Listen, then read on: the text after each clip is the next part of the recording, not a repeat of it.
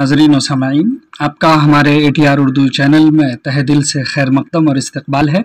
आज हम अफसाना निगार शफ़ी जावेद की बात करेंगे। यहाँ पर हम उनकी पैदाइश, उनकी वफ़ात और उनकी अहम चीज़ों को बताएंगे और हम क्वेश्चन किस तरह से पूछा जाता है वो भी डिस्कस करेंगे। यहाँ पर लिखा हुआ है शफ़ी जावेद। शफ़ी जावेद मुज़फ़्फ़रपुर में 4 जनवरी 1935 ईस्वी को पैदा हुए। शफ़ी जावेद कब पैदा हुए? तो शफ़ी जावेद 1935 ईस्वी को मुज़फ़्फ़रपुर में पैदा हुए।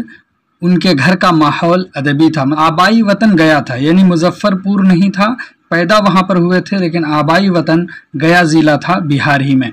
उनका असल नाम सैयद मोहम्मद शफ़ीउद्दीन था।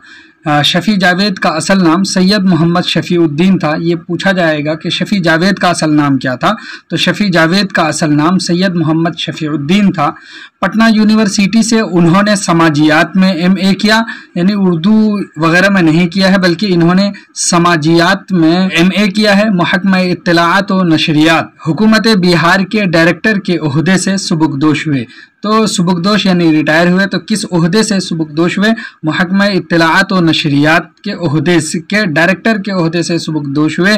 मुलाजमत के दौरान गवर्नर बिहार के प्रेस सेक्रेटरी, 20 निकाती प्रोग्राम अमल दरामद कमेटी के डायरेक्टर और Indian red cross society Bihar के एडमिनिस्ट्रेटर जैसे ओहदों पर भी वो कारबंद रहे।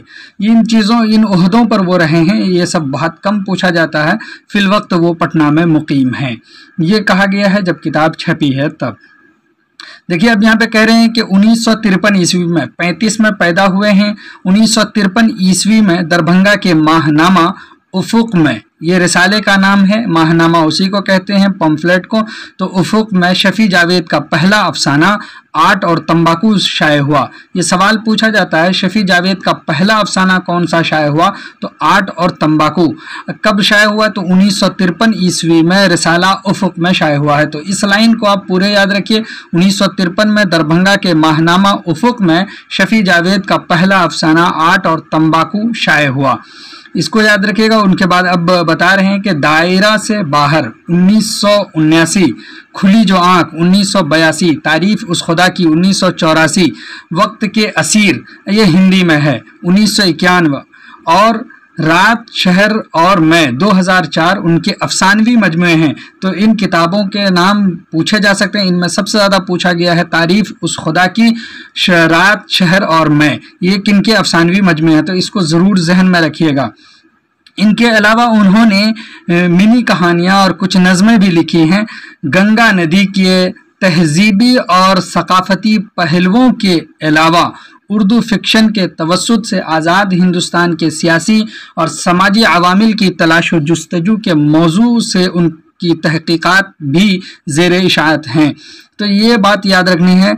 देखिए, लिखा है गंगा नदी के तहजीबी और सकाफती पहलुओं के अलावा, यानी उसके अलावा उर्दू फिक्शन के तवस्सुत से, यानी उर्दू जो फिक्शन है, जो कहानियाँ वगैरह हैं, उसके ज़रिए से, तवस्सुत ज़रिया को कहते हैं, द्वारा आज़ाद हिंदुस्तान के सियासी और समाजी अवामिल की तलाश व जुस्तजू हैं। ज़ेर इशाअत अभी यानी शाये नहीं हुई है, इशाअत होने वाली है, उस पर काम चल रहा है।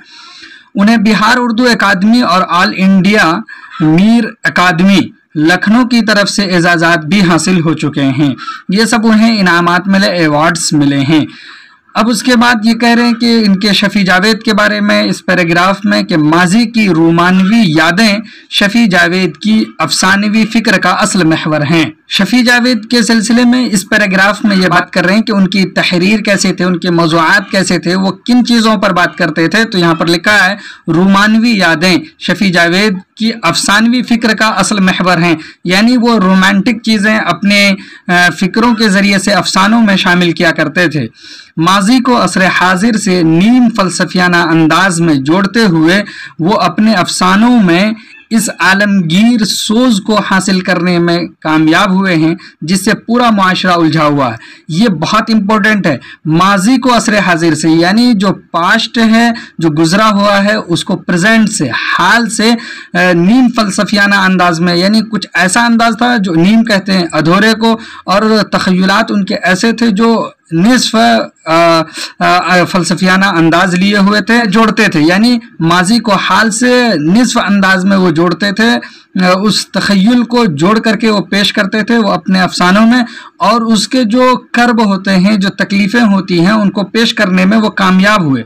और वो उसी से, यानी जो माजी की चीज़ें हैं उसको लेकर के हाल में लोग कितने परेशान होते हैं, जिसको यहाँ पर कहा है कि जिससे पूरा माशरा उलझा हुआ है, उनके अफसानों में थोड़े वक्फे से हाल और माजी के मिलने और रुखसत होने की कैफियत चलती रहती है।